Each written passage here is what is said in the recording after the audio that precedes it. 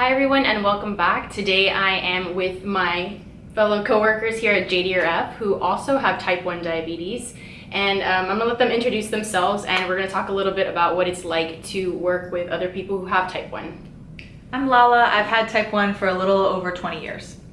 Hi, I'm Ariel. I've had type 1 for 26 years. I'm Sarah and I have had T1D for 5 years. And I'm Amanda and I've had T1D for 12 years. So let's get into it. So I'm really curious to know, for everyone, coming from an environment where maybe there weren't type 1s that you worked with, how is having type 1s at work different? Well, I think it's really nice to have like a community of people that I can talk to all the time. I mean, here at work we have a Slack channel, which is kind of like a way for us to text each other online, just instant message each other with any questions we have, what's going on about type 1 in our lives, or just check in with each other on how things are going throughout our day. I think the biggest thing for me has just been seeing everyone with their T1D devices out in the open. Usually you have to really explain what it is to other people, and here it's I feel like I never have had to explain it, and I feel like it's just more, I don't know, everyone just gets it. Yeah. I used to hide mine, I would tuck in my tubing and stuff to make sure people couldn't see it, and then I saw one of our other coworkers walking around with all of his tubing just all over. I was like, I can do that too, and no one's gonna question me. And what about our low stations? Yeah. Yeah. And it's gummies and juice, like little juice boxes, but our CMO is nice enough to stock it and make sure we always have that available. I mean, even our bathrooms have sharps containers, so I feel like that's very different than any other place you might work. You probably wouldn't see that in a normal bathroom. I haven't used sharps containers except for at work in Yeah. at least a decade. I have 5 years worth of needles in a jar in my room, and one of these days I'm going to bring them all into work and just dump them in the sharps container because I don't know what else to do with them. I think also working here has changed some of the ways I take care of myself.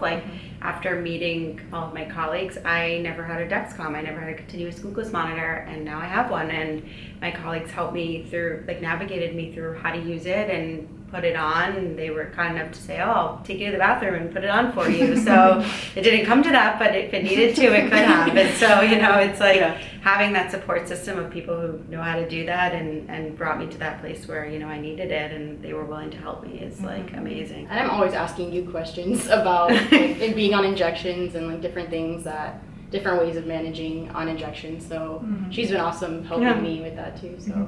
And I think I've borrowed lancets and test strips from every single person with type 1 in our department, which is really nice. Lala, you did the sweetest thing a few weeks ago, which I'm very bad at keeping extra supplies or having a backup method of giving myself insulin. And therefore, I'm often the one on the Slack channel that's like, hey, does anyone have a pen I can borrow? I'll bring my own needle, BYON, bring your own needle. But can I just plug in your pen and use it real quick? And everyone always says yes, and it's so sweet, and I always feel so bad. And one day Lala just left me a pen on my desk. And it was for your so own. nice. I have my own pen now, can you believe? So before we get to the end of this video, I quickly wanted to insert some tips here on managing type 1 in the workplace. Number one tip is to set up your own low station. So just like you heard, we have one here at JDRF. You can definitely do the same at your own desk. Just put a bunch of low snacks in a drawer. And that goes along with number two, which is have extra supplies at your desk. I would recommend just having an entire drawer dedicated to type 1 diabetes and putting any extra supplies that you might need in there. Number three would be to know your rights, because there are many state and federal anti-discrimination laws that will protect you in the workplace and will help you to set up some accommodations if you need them.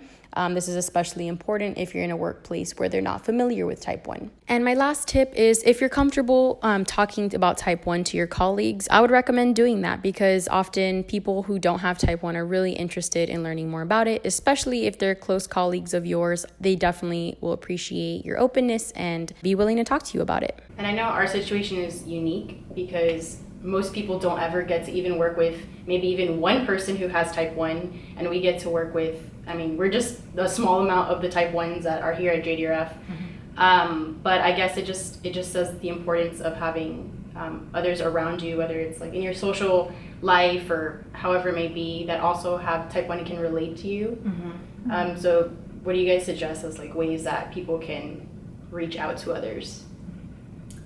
I think Type1Nation.org, when I was in college and I didn't know a single person with T1D, but I was newly diagnosed, and I literally didn't even know like where I would ever put a pump, and I found Type1Nation.org and just I spent hours reading what everyone had to say, and it was really helpful.